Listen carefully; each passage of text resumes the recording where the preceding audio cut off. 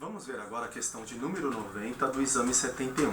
Observe o seguinte código SQL. A gente tem aqui um create table, em seguida a gente faz dois inserts, um commit, um drop table, commit, purge table, commit. Aí a pergunta é, qual instrução recuperará a tabela depois que essas instruções forem executadas? Então a gente cria a tabela, insere duas linhas, comita, dá um drop e comita, faz um purge e comita. Se eu fizer um flashback table produto to before drop, isso daqui vai funcionar? Não. Então vamos ver aqui, ó. Eu vou criar a tabela, estou logado no HR, no usuário HR. Vou fazer um insert, vou fazer outro e vou fazer um commit. Se eu der um select aqui na tabela produto, a tabela produto existe com duas linhas que eu acabei de inserir. Vou dar um commit, né? Já comitei. Vou apagar a tabela. Apaguei, comitei. Esse commit aqui não precisaria existir, porque o commit é um comando transacional. Ele serve apenas para encerrar uma transação de comandos DMLs. DDLs não são transacionais, drop table não é transacional. Então esse commit aqui está sobrando, não precisaria dele. Bobagem ter ele aqui no script, né? Mas faz parte da pergunta. Em seguida a gente tem um purge table. O que esse purge table faz? Ele limpa a tabela de uma lixeira chamada Recycle Bin no Oracle. Desde a versão 10G do Oracle existe uma lixeira onde, após a gente apagar uma tabela, ela fica numa espécie de lixeira. Essa lixeira a gente consulta ela aqui, ó, select asterisco from DBA Recycle Bin. A gente consegue ver todos os objetos que estão nela. Neste momento, com o usuário HR eu não consigo ver, né? Eu teria que estar conectado com um usuário que tem privilégios maiores de DBA. Então, conectado aqui com sysdba, eu vejo que já tem um produto aqui, uma tabela já lá dentro, chamada produto. Eu dei drop table nela. Ela foi para a lixeira. O nome original dela é essa, na lixeira ele muda de nome. Eu consigo recuperar ela se eu for rápido, se eu tentar recuperar ela logo após a exclusão, ou se naquele tablespace da tabela não ocorrerem novas transações ou criação de novos objetos. Por quê? Quando você dá um drop table, você está apenas apagando uma referência lógica ao objeto. Fisicamente o objeto ainda existe no data file. Então, se nada for escrito depois, você consegue recuperar facilmente.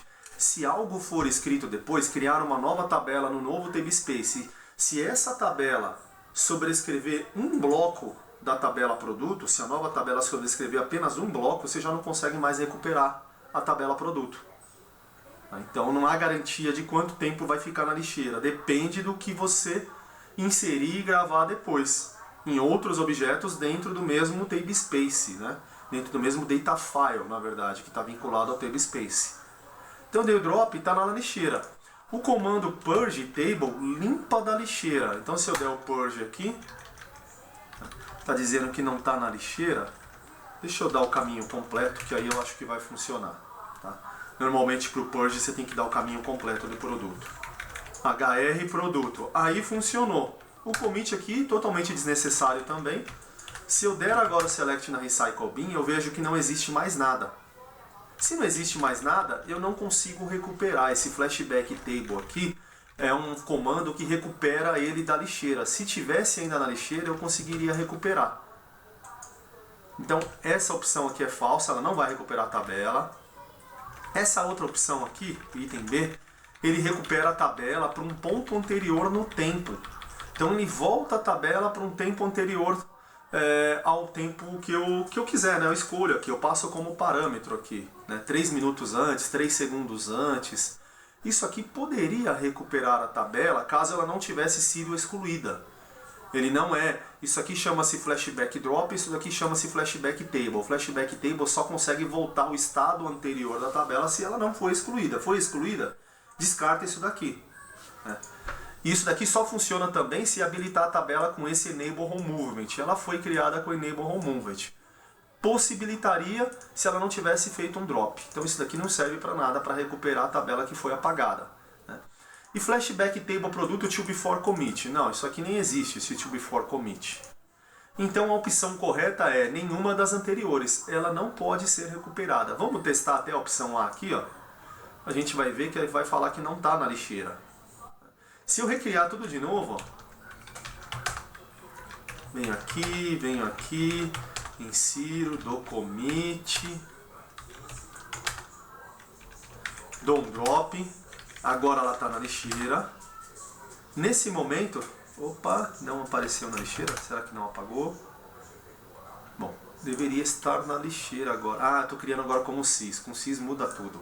Tá? Aí eu tenho que referenciar aqui, com sys não vai funcionar. Eu vou fazer aqui com hr.